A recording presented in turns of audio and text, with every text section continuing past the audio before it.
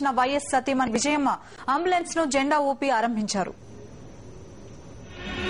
మానవ సేవయే మాధవ సేవ అని నమ్మిన వ్యక్తి వైఎస్. అందుకే ఆయన జయంతి సందర్భంగా రాష్ట్ర వ్యాప్తంగా పలు సేవా కార్యక్రమాలకు శ్రీకారం చుట్టారు. ఈడుపలపాయ వైఎస్సార్ ఘాట్ వద్ద వైఎస్ సతీమణి వైఎస్సార్ కాంగ్రెస్ పార్టీ గౌరవ అధ్యక్షురాలు విజయమ్మ రక్తదాన శిబిరాన్ని ప్రారంభించారు.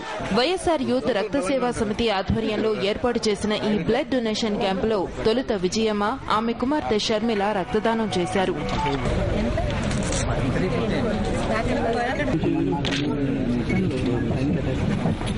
ఇది దివంగత ముఖ్యమంత్రి డాక్టర్ రాజశేఖర రెడ్డి గారి ఆశయాలు ఎప్పుడూ ప్రాణాలపైనే పేద బడుగు బలహీన వర్గాల ప్రాణాలను రక్షించే దశలో ఆయన ఎన్నో హెల్త్ కు సంబంధించి ఎన్నో కార్యక్రమాలు చేశాడు.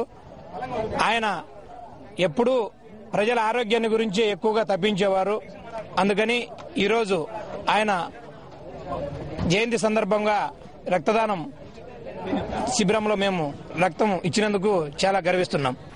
అంతకుముందు తాడిపత్రి నియోజకవర్గంలో అంబులెన్స్ ను విజయమ్మ లాంఛనంగా ప్రారంభించారు.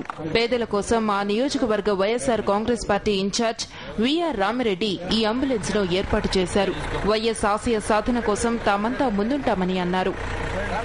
నిరుపేదలు ఈ రోగులతో బాధపడుతున్నారు, అకస్మాత్తుగా ఆక్సిజన్ దొరికితే బాధపడుతున్నారు.